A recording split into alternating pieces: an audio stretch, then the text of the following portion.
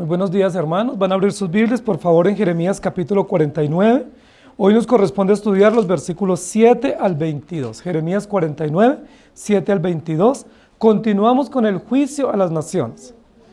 Recordemos que la mayoría de los profetas, cuando trabajan los temas de los juicios, pues lo hacen hablando de las naciones lejanas y de las naciones cercanas. Los profetas que básicamente anunciaron juicio a diferentes naciones fueron Isaías, Ezequiel, Jeremías, y hubo otros como Amós o Abdías que también hablaron sobre los juicios contra las naciones. Nosotros estamos en el libro de Jeremías viendo muchísimos juicios, ¿sí? Comenzamos con Egipto, ¿cierto? Una nación lejana al sur de Jerusalén. Se anunció el juicio a ellos y luego se va acercando y va a Filistea y luego siguió con Moab, con Amón, y ahora hoy nos corresponde Edom. Amonitas, moabitas y edomitas eran parientes de los judíos, ¿sí? Recuerdan que los amonitas y los moabitas eran descendientes de Lot, ¿cierto? Del incesto de Lot con sus hijas, y vienen emparentados con Abraham. Hoy vamos a estudiar sobre Edom. No sé si ustedes recuerdan, pero Edom es el nombre que recibe Esaú, ¿cierto? Esaú fue hermano de Jacob, hijo primogénito de Isaac y Rebeca, y hay unas historias muy interesantes que nosotros podemos aprender de Esaú o de los edomitas. Hoy vamos a estudiar sobre ellos a partir del versículo 7. Yo quiero que ustedes me acompañen en el versículo 19, donde vamos a encontrar el tema que yo quiero desarrollar junto con ustedes. He aquí que como león subirá de la espesura del Jordán contra la bella y robusta, porque muy pronto le haré huir de ella. Y al que fuere escogido la encargaré, porque ¿quién es semejante a mí? ¿Y quién me emplazará? ¿Quién será aquel pastor que me podrá resistir?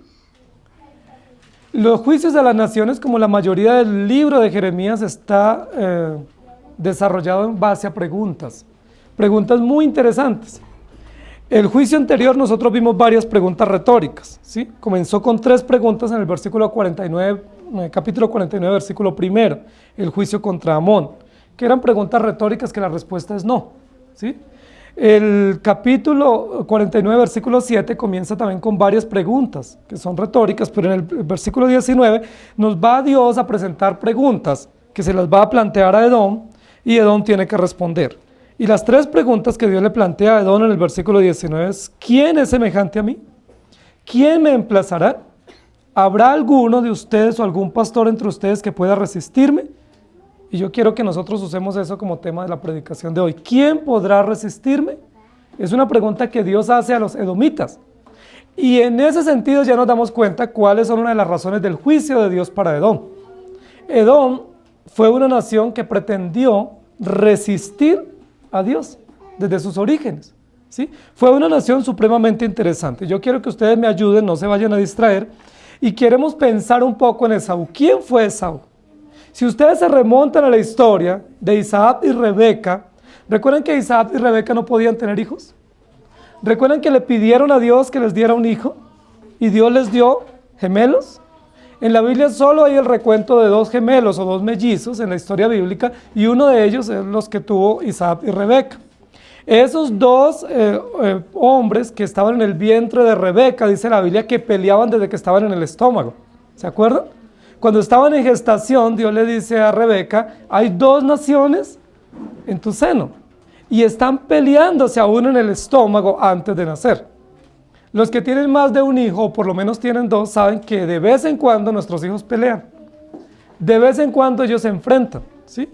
Pero lo más interesante de estos 2 hijos no era que peleaban de vez en cuando, sino que aún estando en el vientre, ya estaban peleando. ¿Se acuerdan cuando nacieron, cómo nacieron? Dice la Biblia que la mano de uno salió trabada al pie de su hermano. Es decir, era una guerra interesante, ¿cierto? Era un enfrentamiento en el vientre y aún en el momento de nacer, compitiendo a ver quién salía primero. ¿Y cuál salió primero? ¿Recuerdan? Esaú. ¿Y cómo salió la mano de su hermano? Agarrando a su hermano a ver si lograba salir primero, ¿sí? Es supremamente interesante porque a partir de toda la historia de estos 2 hermanos hay un enfrentamiento. Un enfrentamiento supremamente diciente para el pueblo de Israel que trajo consecuencias nefastas para toda la nación. Esaú y Jacob son dos hermanos enfrentados. Pero cuando nosotros vemos la historia nos damos cuenta que Jacob era más astuto. Jacob era un hombre astuto, competidor, era un hombre suplantador, oportunista. Él no veía una oportunidad para ganarle a su hermano. Eran dos hermanos enfrentados, pero uno con un sentido de competencia mayor que el otro, con un sentido de ventaja y de sagacidad mayor que el otro. ¿Quién fue más sagaz entre Esaú y Jacob? Jacob. ¿Quién ganó más las competencias que ellos se plantearon entre los dos? Jacob. ¿Quién fue más oportunista? Jacob, ¿cierto? ¿Quién fue más engañador? Jacob. Nosotros si los ponemos a los dos en una balanza, nosotros decimos el mejor hijo fue Esaú, y el hijo más astuto, más vengativo, más engañador, competidor, suplantador, oportunista, negociante fue Jacob. Si nosotros nos pusieran a escoger cuál de esos dos hijos sería mejor, nosotros diríamos Esaú. La Biblia nos muestra a un Esaú tranquilo, a un Esaú que guardaba silencio, que era un hombre cómodo, tranquilo, que era un poco indiferente, que no se defendía, que no actuaba en defensa o en venganza contra su hermano. Nosotros vemos a un Esaú tranquilo, ¿sí? Hay un primer episodio que acontece y es en el nacimiento, ¿sí? Y luego hay un segundo episodio y es cuando él llega con hambre, dice la Biblia, ¿cierto? Y su hermano negoció la primogenitura con él y se acuerda que él fácilmente le cedió. Y luego después hay un tercer episodio y es cuando él le quita la primogenitura, ¿cierto? Le roba la bendición mayor de su padre. Y no vemos a Esaú defenderse. Yo lo que quiero es que nosotros pensemos, porque Esaú fácilmente sería el hijo bueno de la casa. Esaú fácilmente sería el niño tranquilo, ¿cierto? No el niño problema. Nosotros a veces hablamos que en la casa hay un hijo problema, o un hijo que es como más conflictivo, o que merece mayor disciplina que otro. Si nosotros los ponemos en la balanza, el niño problema es Jacob, y el niño bueno es Esaú. Es tranquilo, es quieto, es apacible, es sereno. La pregunta es, ¿será que Esaú es el niño bueno y Jacob el niño problema? ¿Será que sí? ¿No será que Esaú también tiene serios problemas en su forma de ser y en su forma de actuar? ¿No será que ese silencio o esa pasividad o tranquilidad aparente esconde una profunda amargura y venganza? Hay un dicho que nosotros lo hemos escuchado y es: líbrame de las aguas mansas, porque de las turbias. Y ese es un dicho que nosotros hemos escuchado, es decir, cuando vemos aguas mansas, a veces es mejor estar más prevenido o más alerta que de quien expresa naturalmente y abiertamente lo que es o lo que piensa, lo que quiere. El caso de Esaú es un caso importante, porque es un caso similar. Nosotros cuando vemos a Esaú casi que no sabemos lo que Esaú piensa o quiere o anhela. ¿Por qué? Porque Esaú es un muchacho tranquilo. Cuando nosotros vemos a Jacob sabemos inmediatamente qué anhela, o qué quiere, o qué pretende. Pero el caso de Esaú no es así. Y yo quiero que nosotros trabajemos hoy la profecía contra Edom, comprendiendo eso, que básicamente Esaú no era un muchacho bueno, Esaú no era un muchacho tranquilo, Esaú más bien era un muchacho que aprendió a defenderse guardando silencio. Y cuando uno aprende a defenderse guardando silencio, no significa que uno esté cómodo, sino que muchas veces ese silencio es lleno de amargura, de maldad, de venganza. Muchas veces uno dice, yo no digo nada, pero no significa que no tenga nada para decir, sino yo no digo nada para no tener problemas, pero tiene mucho para decir. A veces cuando uno guarda silencio, ¿qué es lo que hay en el corazón de uno? No hay paz y no hay tranquilidad. A veces hay amargura, hay venganza, hay dolor, hay resentimiento. A veces es mejor expresar las cosas como uno las siente y las quiere y las necesita, porque uno sabe a qué atenerse. Pero una persona que siempre dice, no hermano, todo está bien, tranquilo, no te preocupes. No, todo bien, tranquilo. La pregunta es, ¿está todo bien? Probablemente no está todo bien. El caso de Esaú es similar a eso. Yo quiero que ustedes me acompañen y vamos mirando un poco la vida de Esaú. Esaú es de donde viene el pueblo de los edomitas. Hebreos 12, 16 al 17 dice: No sea que haya algún fornicario o profano como Esaú, que por una sola comida vendió su primogenitura. Porque ya sabéis que aún después, deseando heredar la bendición, fue desechado y no hubo oportunidad para el arrepentimiento, aunque la procuró con lágrimas. Y también nos va a decir la Biblia, además de que Esaú era un hombre profano, que vendió, negoció, menospreció lo que Dios le había dado, nos va a decir que Esaú va a representar una actitud interesante. Nosotros vimos hace unos días, o hace unos domingos, cómo los seres humanos somos expertos para usar mecanismos de defensa. ¿Se acuerda que hablamos del mecanismo de la defensa de la autojustificación? Cuando uno tiene buenos argumentos para defenderse, cuando uno lo increpan o le llaman la atención por algo y uno tiene buenos argumentos y uno dice, no, me pasó esto y por esto, y yo tengo estos argumentos, y casi que uno sale perdiendo. Pero hay otros mecanismos de defensa, no es uno los que tenemos, los seres humanos tenemos múltiples mecanismos de defensa y todos son pecaminosos. ¿Cuál fue el mecanismo de defensa de Esaú? El mecanismo de defensa de Esaú no fue los argumentos, no fue la razón, no fue la autodefensa. El mecanismo de defensa de Esaú fue silencio. Yo guardo silencio, yo me aíslo, yo me mantengo indiferente y de esa manera me hago impenetrable. Esa fue la forma como Esaú se defendió. Y esa es la forma como Dios le llama la atención, porque es una forma de resistir a Dios. Resiste a Dios guardando silencio y manteniéndose indiferente. La Biblia nos va a decir que Esaú no buscó las llanuras para vivir. ¿Recuerda quiénes buscaron las llanuras para habitar? Los amonitas y los moabitas, los descendientes de Lot, buscaron las llanuras para vivir. Nosotros vamos a encontrar que Esaú no buscó las llanuras, sino que Esaú buscó las montañas. Los edomitas se fueron al monte, o al monte de Seir, o al monte cerca al Líbano, y fueron y habitaron allá. Dice la Biblia que en las alturas, o en las montañas, o en los peñascos, hicieron su habitación, y allá vivieron para protegerse, es decir, para vivir más lejos de otros y para vivir un poco indiferentes de las condiciones de otros. Yo quiero que me acompañen en los primeros versículos del 7 al 11 de esta profecía. Acerca de Edom, así ha dicho Jehová de los ejércitos: ¿no hay más sabiduría en Temán? ¿Se ha acabado el consejo en los sabios? ¿Se corrompió su sabiduría? Huid, volveos atrás. Habitad en lugares profundos, oh moradores de Dedán, porque el quebrantamiento de Esaú traeré sobre él en el tiempo en que lo castigue. Si vendimiadores hubieren venido contra ti, ¿no habrían dejado rebuscos?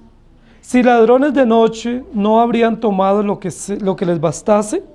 Mas yo desnudaré a Esaú, descubriré sus escondrijos, y no podrá esconderse. Será destruida su descendencia, sus hermanos y sus vecinos, y dejará de ser. Deja tus huérfanos, yo los criaré, y en mí confiarán tus viudas. Los primeros versículos de esta profecía, lo que está diciendo el profeta Jeremías es que los edomitas se habían escondido. ¿Dónde se escondieron los edomitas?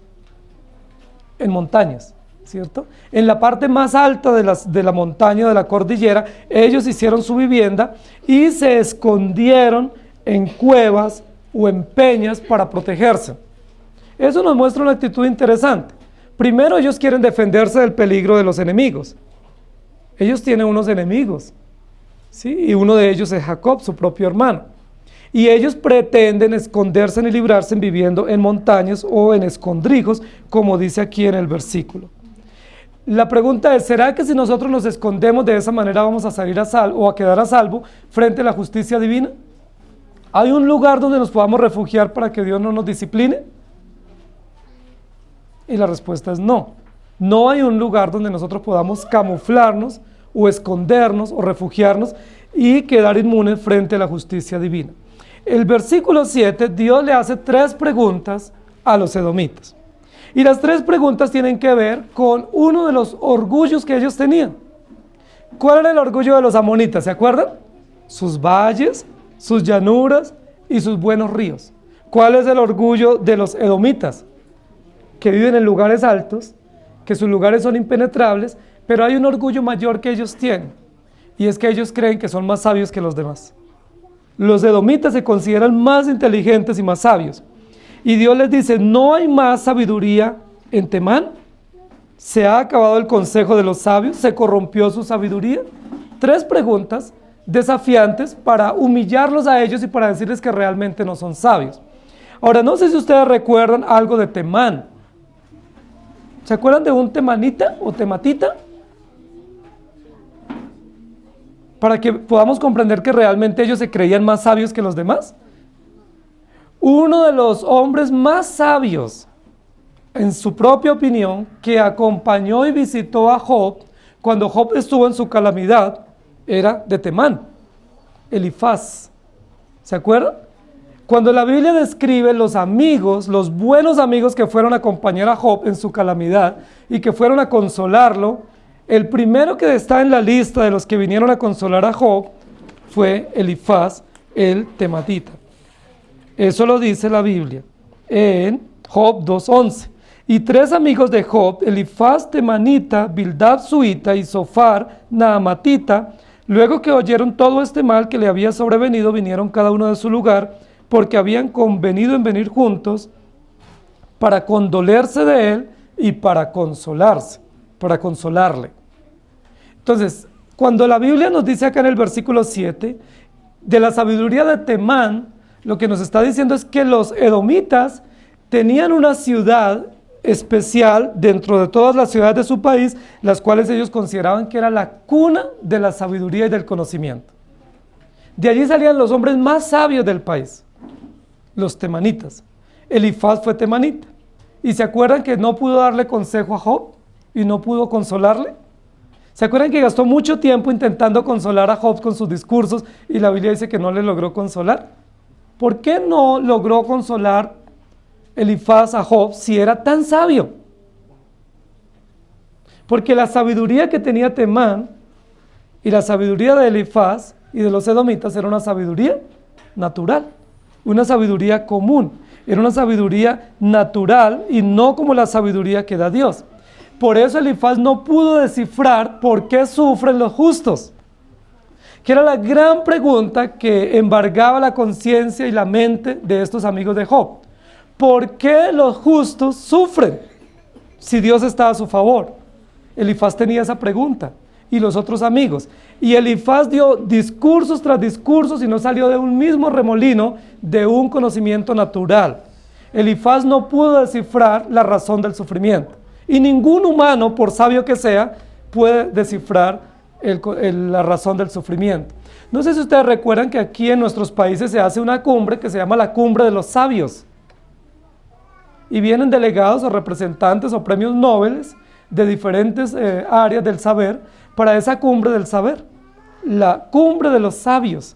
Y yo les pregunto, ¿será que esa cumbre de hombres nobles o mujeres nobles en áreas del saber pueden descifrar por qué sufren los justos?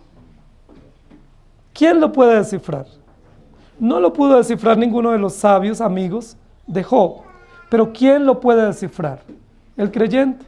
Porque los creyentes sabemos que el sufrimiento hace parte del plan perfecto de Dios. Y que aunque el sufrimiento sea incomprensible y aparentemente injusto en nuestro juicio, hace parte del plan soberano de Dios. Es una herramienta de Dios para su propia gloria y para nuestra santificación. Nosotros entendemos la razón del sufrimiento y de hecho agradecemos a Dios cuando pasamos por sufrimientos porque son medios de Dios para entrenarnos. Primera de Corintios 1, 25 al 27 dice: porque lo necio de Dios es más sabio que los hombres y lo débil de Dios es más fuerte que los hombres. Pues mirad, hermanos, vuestra vocación, que no sois muchos sabios según la carne, ni muchos poderosos, ni muchos nobles, sino que lo necio del mundo escogió Dios para avergonzar a los sabios, y lo débil del mundo escogió Dios para avergonzar a lo fuerte. La sabiduría del mundo no sirve o no contribuye para el plan de Dios. Los edomitas se creían muy sabios y esa era la forma como pretendían resistir a Dios. ¿Recuerdan el título de la predicación?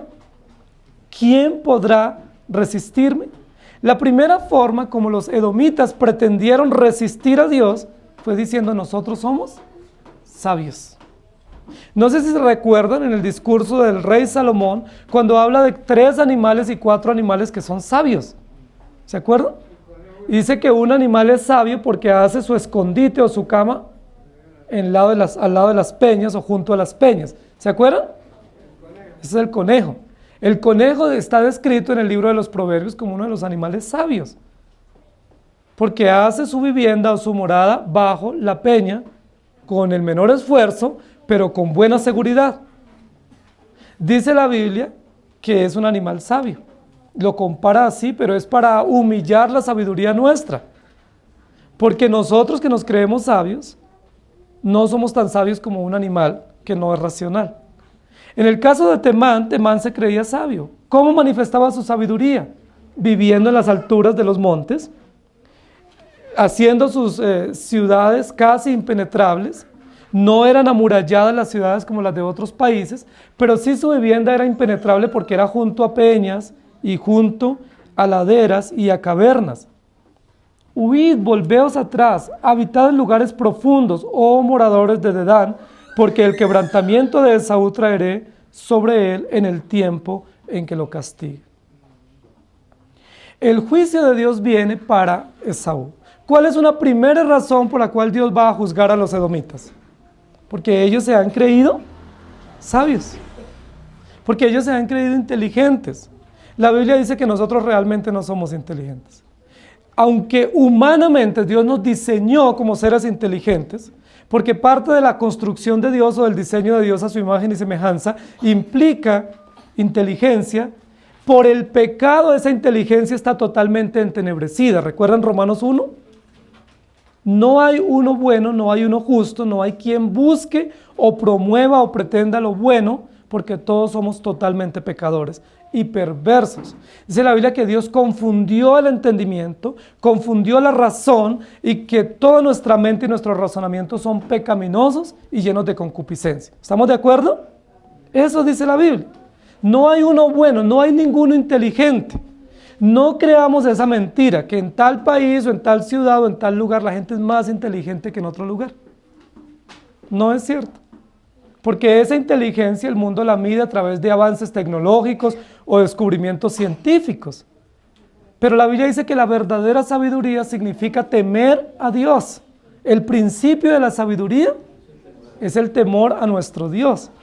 Buen entendimiento tienen todos los que practican sus mandamientos. La sabiduría no significa tener buenas obras de infraestructura en un país o en una ciudad. La sabiduría no significa desarrollos médicos o científicos o avances. Eso no es sabiduría, eso es tecnología. ¿Sí? Eso es ciencia, pero no es sabiduría. ¿Qué es sabiduría? Temer a Dios. ¿Habrá una ciudad sabia? No la hay. ¿Hay una nación sabia? Dice la Biblia, si son sabios ustedes me temen, me adoran y me honran. Los edomitas pensaban que eran sabios porque tenían ciudades seguras o porque vivían en las montañas, pero eso realmente no es sabiduría. Por eso Dios los va a destruir. Dice, los voy a castigar y los voy a destruir. Y Dios va a describir algo muy interesante en el versículo 9, usando 2 ejemplos o 2 metáforas de cómo va a ser el juicio para los edomitas. Y para ese juicio contra los edomitas va a usar 2 ejemplos. El primer ejemplo es el ejemplo de la vendimia o la recolección de la cosecha de la uva. Recuerden que había una ley entre los judíos que decía, cuando vamos a recoger la cosecha, sean los patronos o sean los empleados, deben no rebuscar hasta lo último del cultivo, y si se cae algo de la cosecha, ¿qué se debe hacer? Dejarla, no se debe recoger. Si cuando los obreros están allí recolectando la cosecha, se cae algún producto o algún racimo, en este caso de uva, no se debe recoger, se debe dejar ahí, no se debe pisotear, se debe dejar, deben pasar adelante, porque ¿quiénes venían atrás recogiendo lo que caía? ¿Se acuerdan? Los pobres, las viudas, los huérfanos, los extranjeros. ¿Se acuerdan que ese fue el derecho que reclamó Ruth cuando fue a la tierra de Belén? Ir detrás recogiendo las espigas de trigo.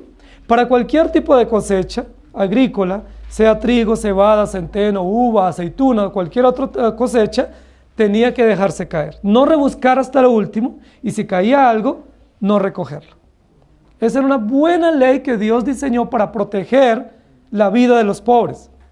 para alimentar y sustentar a los más necesitados. ¿Se acuerdan que los discípulos de Jesús recogieron espigas? ¿De cuáles recogieron los discípulos si no tenían cultivos? De esas espigas que caían y que se debían dejar caer para alimentar a los pobres, a los hambrientos y a los que no tenían tierra. Esa es una ley que implica justicia social o justicia para los más necesitados. Era una ley de compasión, una ley de solidaridad, de ayuda a los necesitados. Dios siempre piensa en el pobre y en el menesteroso. ¿Y cómo Dios piensa? Dando leyes para beneficio, para ayuda y para supervisión de ellos. La primera metáfora que usa el profeta Jeremías en el versículo 9 es: si vendimiadores hubieran venido contra ti, ¿no habrían dejado rebuscos? Es decir, si hubiesen venido los recolectores de la uva, no hubieran recogido todo, sino que hubieran dejado de acuerdo a la ley judía para alimentar a los más necesitados. Pero está aplicando este ejemplo a la justicia contra Edom. Es decir, si Dios mandara a algunos a exprimir la uva del juicio contra Edom, dejarían algún rebusco. No recogerían todo de acuerdo a la ley de la vendimia. Pero no va a suceder así con Esaú. Porque cuando Dios va a mandar a recoger la cosecha de la uva para hacer el juicio contra Edom, ¿va a dejar algún rebusco entre Edom? No va a quedar absolutamente nada. El juicio va a ser total para exterminarlos de sobre la faz de la tierra. No fue así el juicio contra Moab y contra Amón, que fueron vueltos algunos del cautiverio, y en el caso de Edom no va a quedar rebuscos. Y la segunda metáfora es la metáfora del ladrón. A ninguno de nosotros nos gusta esa metáfora, de que llegue un ladrón y nos robe, ¿cierto? Que mientras estamos acá, alguien llegue a la casa y nos limpie la casa. Dice, ¿no habrían tomado lo que les bastase? Lo que está diciendo aquí, generalmente un ladrón es selectivo. ¿Sí? Hay ladrones que se especializan en ir a buscar si hay dinero en la casa y van y rebuscan, y si no encuentran dinero, dejan todo revolcado y se van. Hay ladrones que se especializan en ir a robar equipos técnicos, ¿cierto? Entonces van por todo lo que implique tecnología. Hay otros que van buscando si hay joyas y se llevan las joyas. Pero un ladrón no va a llevarse absolutamente todo lo que está diciendo. Él va y busca lo que él quiere y se va. O toma lo que lleva de acuerdo al espacio que tiene para llevar o al tiempo que tiene, pero no lleva todo. Él toma lo que él necesita o lo que él pretende llevar. Es lo que está diciendo aquí. Si un ladrón hubiese llegado de noche, habría tomado solo lo que le bastase.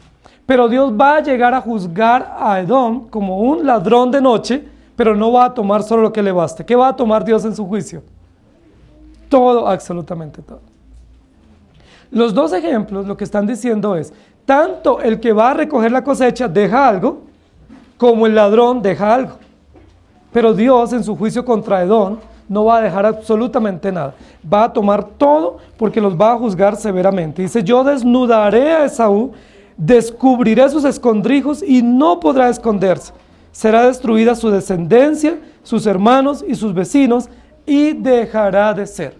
Hay muchísimas personas que piensan que de los edomitas vienen los árabes. Pero realmente, según esta profecía, lo que dice es que de ahí no vienen los árabes, sino los edomitas. Y que los edomitas fueron totalmente exterminados. Fueron exterminados antes de Cristo. ¿Sí? La última referencia que la Biblia nos muestra sobre los edomitas es con relación a Herodes. Herodes, el que persiguió a Jesús cuando Jesús nació, recuerdan que dio un edicto de que mandara a matar a todos los niños, era de familia edomita.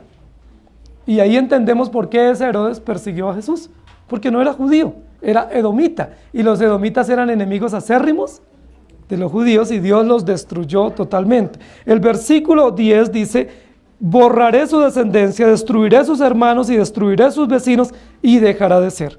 Deja tus huérfanos, yo los criaré y en mí confiarán sus viudas. Vamos a la segunda parte que nosotros estamos analizando de este texto. La segunda parte va del versículo 12 al 18. Porque así ha dicho Jehová, he aquí que los que no estaban condenados a beber el cáliz, beberán ciertamente. ¿Y serás tú absuelto del todo? No serás absuelto, sino que ciertamente beberás. Porque por mí he jurado, dice Jehová, que asolamiento, oprobio, soledad y maldición serán borra. y todas sus ciudades serán desolaciones perpetuas. La noticia oí que de Jehová había sido enviado mensajero a las naciones, diciendo: juntaos y venid contra ella, y subid a la batalla. He aquí que te haré pequeño entre las naciones, menospreciado entre los hombres. Tu arrogancia te engañó y la soberbia de tu corazón. Tú que habitas en cavernas de peñas, que tienes la altura del monte, aunque alces como águila tu nido, de allí te haré descender, dice Jehová. Y se convertirá Edom en desolación. Todo aquel que pasare por ella se asombrará y se burlará de todas sus calamidades. Como sucedió en la destrucción de Sodoma y de Gomorra y de las ciudades vecinas, dice Jehová, así no morará allí nadie, ni la habitará hijo de hombre. En esta segunda parte, Dios está diciendo nuevamente que los va a destruir y les va a descender. Nos va a hablar de otro pecado que cometieron los edomitas, y fue su gran arrogancia y soberbia. Versículo 16. Tu arrogancia te engañó y la soberbia de tu corazón. Y nosotros estábamos pensando inicialmente que Esaú era el niño bueno, pero realmente en ese silencio que él tenía, o en ese aislamiento indiferente que él tenía, lo que había en su corazón era muchísima soberbia y muchísimo engaño, muchísima maldad de su corazón. Era un hombre que menospreciaba a otros, era un hombre que había buscado refugiarse por sí mismo en sus propios escondites. Dice: tú que habitas en cavernas de peñas, que tienes a la altura del monte, aunque alces como águila tu nido, de allí te encontraré y no podrás escapar.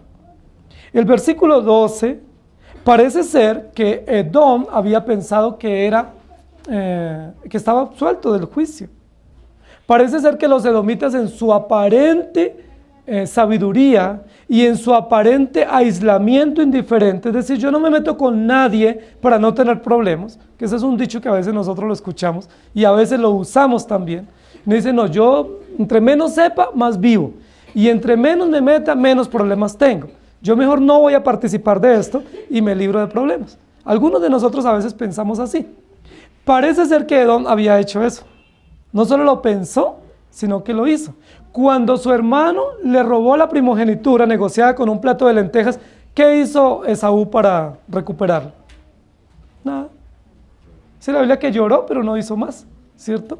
No dio las quejas a los padres, no intervino, no buscó el medio para recuperarla. Cuando la situación con su hermano, en cuanto a la bendición, parece que se molestó un poco, su hermano pretendió matarlo, su hermano huyó, pero guardó silencio y no fue más, ¿sí?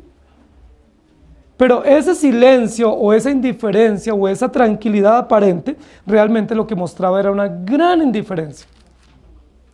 Esaú parece que fue de los que dijo: no, yo mejor me voy a la montaña, vivo tranquilo, nadie se mete conmigo, yo no me meto con nadie. Y se lo solucionó el problema. Pero recuerden que nosotros hemos dicho que esa es una actitud de indiferencia, y la indiferencia es un pecado. La indiferencia es un pecado que Dios juzga con severidad, porque nosotros no podemos ser indiferentes o ajenos a las necesidades de otros. Nosotros no podemos lavarnos las manos de decirnos: yo entre menos vea, más vivo. Porque Dios no nos llamó ni nos diseñó para eso. Dios nos llamó para participar activamente y para ayudar en las necesidades de otros y para responder activamente por su bienestar o por su calamidad. Miren lo que había dicho Edom en el versículo 12, que ellos iban a ser absueltos del juicio de Dios. Es decir, yo no me meto con nadie, yo no tengo problemas, entonces a mí no me va a venir el juicio. Pero ¿qué dice el versículo 12? Ustedes beberán ciertamente del cáliz de la ira de Dios. Ninguno de ustedes quedará absuelto del todo. Ellos habían dicho eso: el juicio será para los que están en la llanura, que se meten permanentemente a invadir a los judíos. ¿Recuerdan que los amonitas y los moabitas y los filisteos los invadían cada vez que podían? La Biblia nos muestra que esas tres naciones, especialmente filisteos, edomitas y amonitas y moabitas, que los vimos ya en domingos anteriores, invadían a los judíos, les dañaban sus cultivos, les mataban sus animales, eran muy ofensivos y ofendosos con los judíos. Los edomitas vivían en la montaña y no se metían con ellos. ¿Qué decían ellos? El juicio no puede ser para nosotros, porque nosotros no nos hemos nunca metido con los judíos. Y Dios dice: no, para ustedes también, por ser indiferentes, porque no les defendieron, porque no les protegieron, y porque esa lejanura o lejanía donde ustedes vivieron fue precisamente para ustedes protegerse y para estar ajenos a las necesidades de otros. Dice, porque por mí he jurado, dice Jehová, que asolamiento, oprobio, soledad y maldición será sobre ustedes y sobre todas las ciudades por desolaciones perpetuas. Segunda indicación de que los edomitas iban a ser totalmente destruidos por desolaciones perpetuas. Oí las noticias de que ustedes dijeron, reunámonos para ser protegidos, pero no les va a servir. Ellos pretendieron resistir a Dios viviendo en su indiferencia. Y se convertirá Edom en desolación. Todo aquel que pasare por ella se asombrará y se burlará de todas sus calamidades. Los edomitas se sentían orgullosos con unas fortalezas en la montaña. Y muchos de los otros países vecinos les admiraban, porque vivían en la parte alta. Nosotros sabemos que las ciudades que no son de la llanura, sino en las ciudades que son de las montañas, donde viven los más poderosos, en los lugares más altos, ¿sí? Si nosotros vemos a los alrededores de nuestra ciudad, en las partes más altas están los lugares, pues las fortalezas, ¿cierto? Donde vive la gente más poderosa, que tiene la posibilidad de vivir allá. Los edomitas vivían así, pero dice la Biblia, ustedes van a ser destruidos. El hecho de que estén en la montaña no significa que no vayan a ser destruidos como fueron destruidos los de la llanura. El versículo 18 hace una comparación, y la comparación es supremamente interesante, porque los va a comparar con las naciones que fueron destruidas en el capítulo anterior, amonitas y moabitas, que eran los que vivían en la llanura junto a Sodoma y Gomorra. ¿Recuerdan que en la época de Lot fueron destruidas 4 ciudades de la llanura? ¿Por qué fueron destruidas esas ciudades? Por su perversión, por su maldad, por su no arrepentimiento, porque aceptaban todo lo que viniera y para ellos era normal, pero las ciudades de la montaña parecía que estaban protegidas. Dios va a comparar y les va a decir, como sucedió en la destrucción de Sodoma y Gomorra y las otras ciudades, así sucederá con ustedes, serán totalmente destruidos. ¿Ustedes creen que esa es una buena noticia para Edom? Ellos pudieran decir, pero ¿por qué nos van a juzgar si nosotros no hicimos nada? ¿Por qué? Yo no sé si ustedes han visto o han escuchado que hay padres que a veces cuando van a disciplinar a sus hijos no solamente disciplinan al que cometió la falta, sino a todos. Al uno porque cometió la falta y al otro porque lo disciplinan. Porque usted no contó, porque usted no avisó, porque usted no lo defendió o porque usted lo dejó hacer eso y fue cómplice. Este juicio parece similar a ese, ¿cierto? Unos porque fueron invasores y otros porque no hicieron nada en defensa, ¿sí? Otros porque guardaron indiferencia y guardaron distancia también van a ser juzgados terriblemente. Dice, yo los haré descender, no solo descubriré sus escondites, sino que los haré descender. Cuando la Biblia dice descender, en muchísimos contextos alude al orgullo, a la soberbia. Descender es bajar, ¿cierto? Es reducir, es humillar. Los edomitas se creían poderosos, ¿sí? Impenetrables en su ciudad. Pero dice, yo los haré descender como sucedió con Sodoma y Gomorra, las ciudades de la llanura. Y compara a esta ciudad que está en la montaña a las ciudades de la llanura. Los pone al mismo nivel. Van a tener que enfrentar la justicia de Dios por su indiferencia, por su actitud silenciosa y cómplice. Versículos 19 al 22. He aquí que como león subirá de la espesura del Jordán contra la bella y robusta, porque muy pronto le haré huir de ella, y al que fuere escogido la encargaré, porque ¿quién es semejante a mí y quién me emplazará? ¿Quién será aquel pastor que me podrá resistir? Por tanto, oíd el consejo que Jehová ha acordado sobre Edom y sus pensamientos que ha resuelto sobre los moradores de Temán. Ciertamente los más pequeños de tu rebaño los arrastrarán y destruirán sus moradas con ellos. Del estruendo de la caída de ellos la tierra temblará y el grito de su voz se oirá en el mar rojo.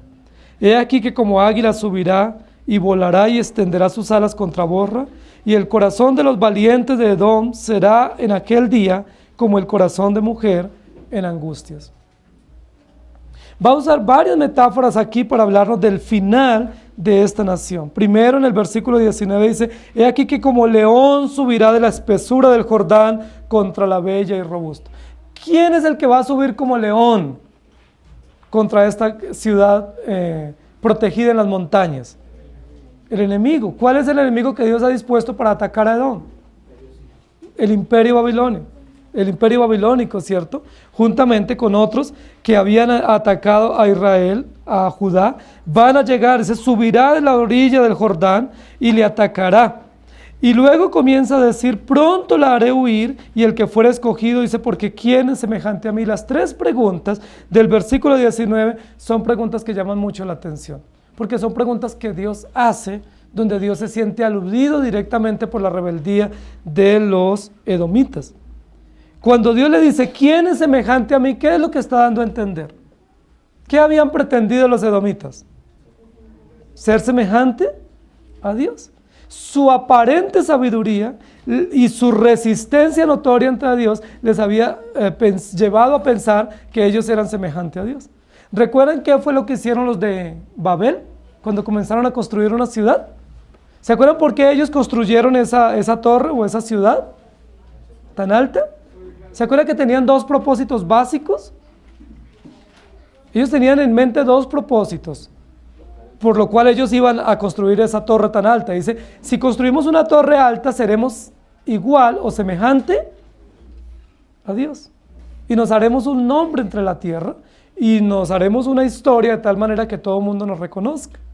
Esa fue la intención de los de Babel, ser igual a Dios y tener un nombre. ¿Cuál es la intención de los edomitas? Al vivir en la montaña, ser semejante a Dios y tener el nombre de ser los más sabios y los más inteligentes.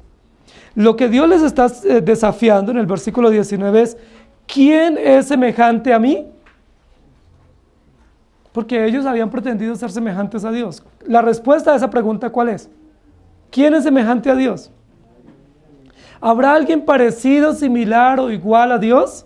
¿Habrá alguien que pueda acercarse o asemejarse a nuestro gran Dios? Soberano, omnipotente, majestuoso. ¿Podrá un pecador, por más sabio que pretenda ser, o por más alto que esté, asemejarse a Dios? Es una pregunta muy desafiante que Dios hace a ellos, porque antes ellos le habían desafiado. Y la segunda pregunta que Dios les hace es, ¿quién me emplazará? Y esa es una pregunta muy interesante, porque emplazar tiene que ver con una acción judicial. El emplazamiento es una acción judicial, natural en un proceso jurídico. Cuando se hace un proceso jurídico y se tiene que hacer una convocatoria o una citación, generalmente el emplazamiento lo que hace es postergar la citación para hacerle una nueva citación a la persona, y por eso le dicen fue emplazado, es decir, fue citado de nuevo para rendir indagatoria. Usted se le aplazó la citación que tenía y se le va a convocar nuevamente para que rinda pues su versión. Ese es el emplazamiento. Muchos edictos o en los edictos judiciales dice que se emplazó un proceso o el proceso fue emplazado, es decir, se convocó una nueva citación o se fijó una fecha para una citación donde deben comparecer las partes o por lo menos una de las partes. La pregunta que Dios le hace a los edomitas tiene carácter judicial. La pregunta es, ¿quién podrá emplazarme? ¿Qué es lo que Dios está diciendo? Ustedes pretenden postergar o dilatar el juicio. ¿Cómo lo pretenden postergar? Diciendo, no estamos preparados para rendir indagatoria, esperemos y pongamos una nueva fecha para una nueva citación. ¿Y a quién están confrontando en esa postergar las fechas? A Dios mismo. Porque ¿quién es el que tiene que someterse, según la pregunta, a una nueva citación? Dios. Ellos están pretendiendo emplazar a Dios. Es decir, ellos son los jueces, están al borde del juicio, ¿y qué están diciendo ellos? No, que no sea todavía, pongamos una fecha posterior para la destrucción y que se haga después. Saben, queridos hermanos, muchísimas personas en los juicios naturales que nosotros conocemos en nuestras naciones quieren aplazar los juicios. Por eso hay juicios que se dilatan tanto, ¿cierto? Especialmente los procesos civiles y penales se dilatan muchísimo. ¿Por qué se dilatan? Porque cuando corresponde la citación de las partes para ir a dar su versión, ¿qué dice una de las partes? Me declaro impedido para dar la versión. O mando un oficio diciendo que no estoy preparado y que no estoy en la ciudad y que por favor se haga un emplazamiento. Entonces se hace una nueva citación y luego a la siguiente citación queda hacer otro nuevamente y así se puede dilatar por meses y por años un proceso. Conocemos que eso pasa en nuestra justicia, ¿cierto? Cuando uno comienza un proceso, el abogado le dice, no, este proceso tardará 6 meses o 1 o 2 años, pero al final del proceso a veces ha tardado 10 años o más. ¿Por qué se dilatan tanto los procesos en nuestro país? Porque siempre se están haciendo emplazamientos. Es decir, poniendo nuevas fechas y nuevas citaciones para que las partes vengan. Ahora, ¿a quién le corresponde que se dilate el juicio? Al acusado, ¿cierto? O al culpable. Al culpable le interesa que se dilate. ¿Por qué? Porque entre más se dilate, él va a ganar más tiempo y va a hacer que pues, muchos procesos, en algunos casos, a veces se cierren por vencimiento de términos. Entonces es muy interesante lo que está diciendo aquí la Escritura. Eran tan inteligentes y tan sabios en su propia opinión, los edomitas, que ellos decían, si nos viene un juicio, nosotros tenemos una acción judicial a la mano para ser libres de ese juicio. Y esa acción se llama emplazamiento. Es decir, nos vamos a declarar impedidos, no vamos a ir a la sesión y vamos a hacer que se postergue el juicio. ¿Eran inteligentes o no?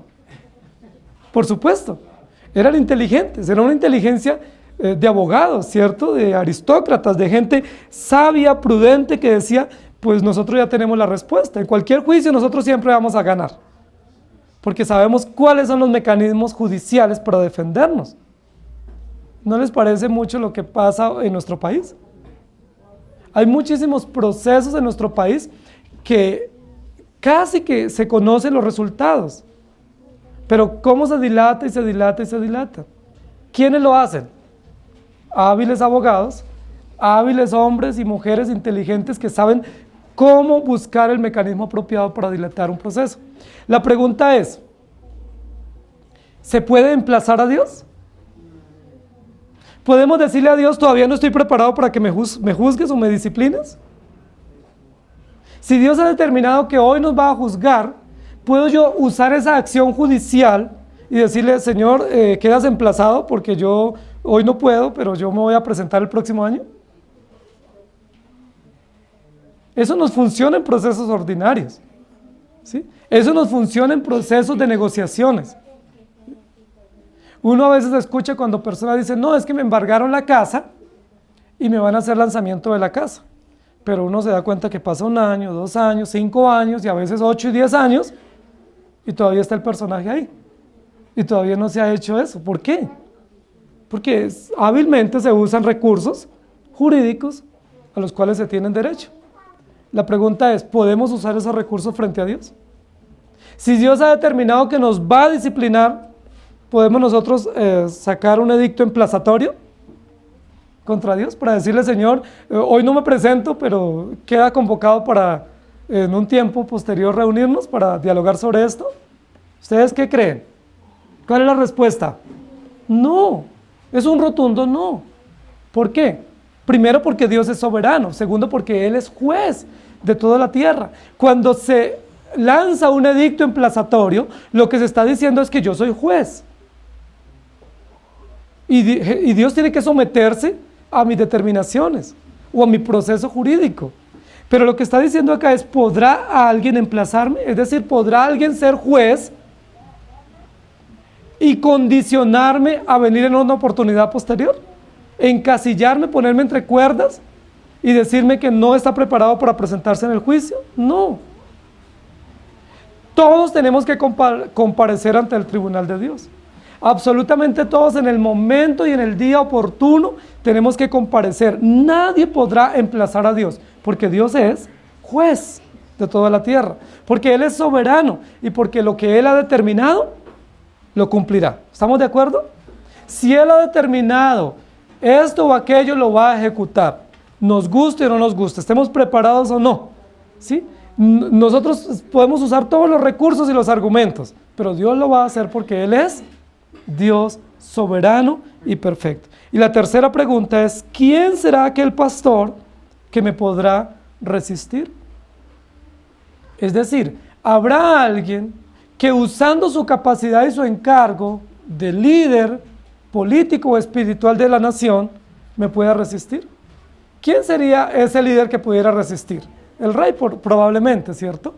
O un sacerdote edomita, que tenían también sistema sacerdotal. ¿Será que alguno de sus líderes pastores, líderes políticos o civiles me podrá resistir? ¿Y cuál es la respuesta a esa tercera pregunta? No. No hay un gobernador, no hay un rey, no hay un gobernante que pueda resistir a Dios, porque Dios es soberano, porque Dios es Dios de todas las tierras. Él es Rey de reyes y Señor de señores. No hay quien le pueda resistir. Por tanto, oíd el consejo que Jehová ha acordado sobre Edom y sus pensamientos que ha resuelto sobre los moradores de Temán. Nuevamente el versículo 20 alude a la falsa sabiduría en la cual confiaban los edomitas. El versículo 20, cuando Dios les dice, por tanto, oigan mi consejo, ese es un desafío contra la falsa confianza que ellos tenían en su sabiduría y de todos los moradores de Temán. Dice, ciertamente los más pequeños de su rebaño los arrastrarán y destruirán sus moradores con ellos. El estruendo de la caída de la ciudad será tan grande que se oirá en el mismo Mar Rojo. Es una metáfora, ¿cierto? Interesante. Es una exageración. Es una hipérbole que usa aquí el profeta para decir el estruendo de la caída de los edomitas será tan grande que su grito se oirá en el Mar Rojo. ¿El Mar Rojo estaba ahí cerquita? Estaba supremamente lejos, ¿cierto? De los edomitas, había que atravesar todo un desierto. ¿Cómo así que se iba a escuchar el estruendo? ¿Por qué habla de esa manera? Porque está usando una hipérbole, es decir, una exageración, y está diciendo como estaban tan alto, entre más alto uno esté, ¿cómo cae? ¿Sí? Eso es lo que Dios les está diciendo. Ustedes construyeron su vivienda tan alto, para ser inasequibles a los demás, y lo que va a pasar es que el golpe va a ser más duro. El estruendo, la caída y la humillación va a ser más grande, que se escuchará, se oirá el retumbar de la caída y del estruendo aún en el Mar Rojo. Es decir, las otras naciones lo oirán. Los egipcios y los asirios y los sirios que estaban por ahí, por esos lados, oirán. Y compara también esto con el Mar Rojo, con la pasada del pueblo, con la inundación y el juicio de Dios sobre los egipcios, y contra Edom, que significa rojo. He aquí que como águila subirá y volará y extenderá sus alas sobre Borra. Borra era la capital de Edom, y en 2 o 3 oportunidades se menciona que será invadida por los ejércitos enemigos y será destruida, dice como un águila. El águila es el animal de las alturas, ¿sí? Es el animal que vive en los peñascos y es el animal que logra llegar a los lugares más inhóspitos de las alturas. Y dice, así subirán los enemigos, vendrán de la llanura, pero serán como un águila que sobrevolará esos lugares donde ustedes viven y los destruirá. Y luego termina diciendo, y el corazón de los valientes de Edom será en aquel día como el corazón de mujer en angustias. O mujer de parto, ¿cierto? O mujer gestante cuando está a punto de dar a luz. El corazón de los valientes de Edom. ¿Cómo había sido el corazón de los edomitas antes de este anuncio de juicio? Arrogante, ¿cierto? Tan altivo como el lugar donde ellos vivían, tan alto y tan soberbio, tan engañoso era su corazón que pensaban que eran sabios en sí mismos y que nadie los podía molestar. O sea, nosotros no nos metemos con nadie, que nadie se meta con nosotros. Pero esa arrogancia, esa altivez de su corazón, dice, será tornada ahora por un corazón angustiado y con un corazón debilitado, como el corazón de la mujer en angustias. ¿Cómo es una mujer cuando está a punto de dar a luz? Generalmente guarda silencio, ¿cierto? Medita en su corazón. Está guardando silencio y meditando, no sé qué va a pasar, ¿no? Se me está llegando el momento, el día, pero es incierto todo lo que puede pasar, ¿sí? Generalmente guarda silencio. ¿Cuál había sido la actitud de Edom? Silencio. Pero silencio cómplice, silencio indiferente. Ahora se va a tornar en un silencio diferente. Y es un silencio de angustia, un silencio de No sé qué pueda pasar, ¿sí? No sé qué va a venir. Es un silencio diferente. El silencio inicial de Edom era un silencio de traición. Yo guardo silencio, pero estoy preparando la venganza. Yo guardo silencio, no digo nada, pero en mi corazón está el dolor y la amargura por lo que ha acontecido.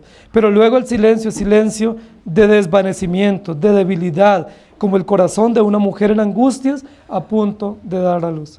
¿Podrá alguien resistir a Dios? ¿Podrá Edom, con su falsa sabiduría, resistir a Dios? ¿Podrá posponer el juicio a tal punto de que no le lleguen las consecuencias de lo que Dios ha determinado?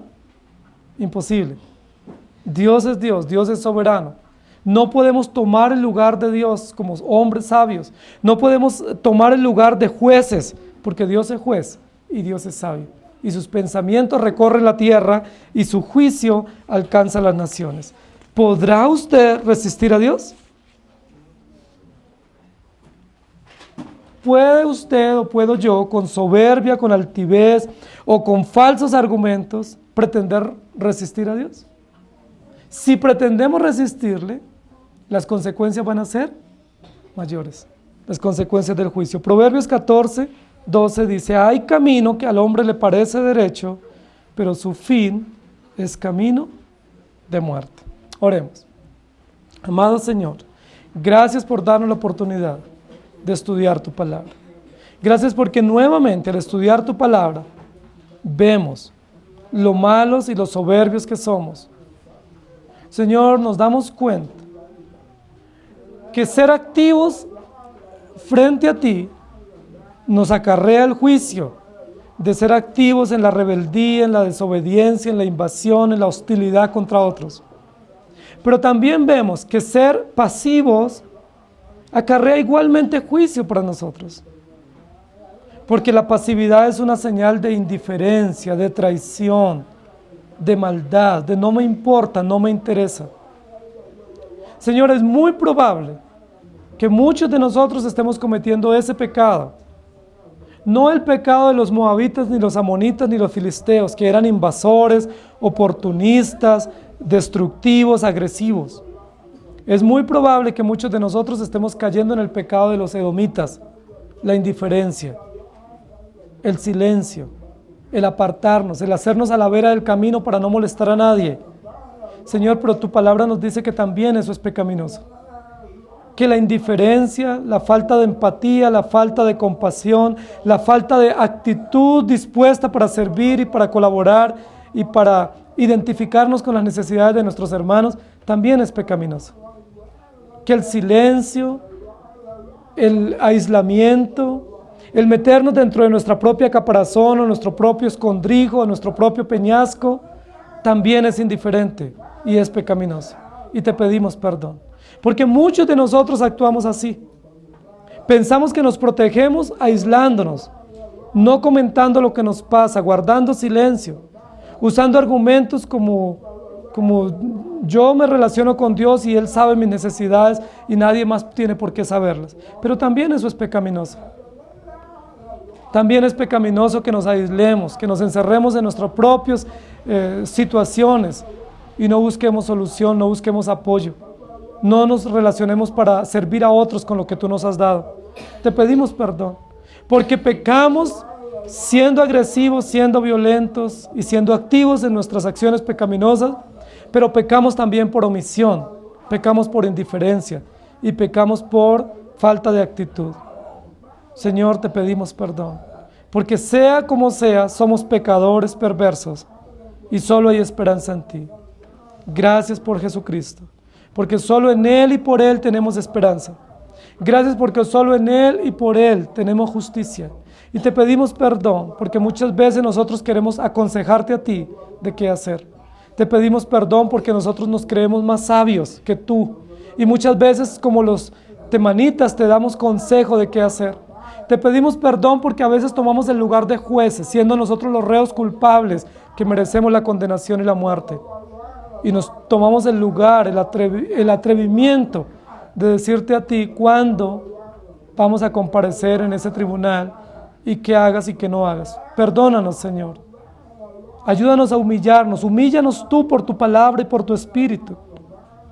Haznos descender de nuestras alturas de orgullo y de altivez. Haznos descender de las alturas de nuestra prepotencia y enséñanos, Señor, que somos pecadores, sostenidos única y exclusivamente por tu gracia, y que lo único que tenemos que hacer es reconocer que tú eres soberano, que tú eres veraz y que nosotros somos perversos, que no hay nada bueno en nosotros y que lo bueno que hay lo produces tú por tu gracia y no hay mérito para sacar pecho por ello. Gracias te damos por tu misericordia, porque en medio de tu justicia, Señor, tu justicia es compasiva y bondadosa, y eso nos alienta y nos sostiene. En el nombre del Señor Jesús. Amén. El Señor les bendiga, hermanos.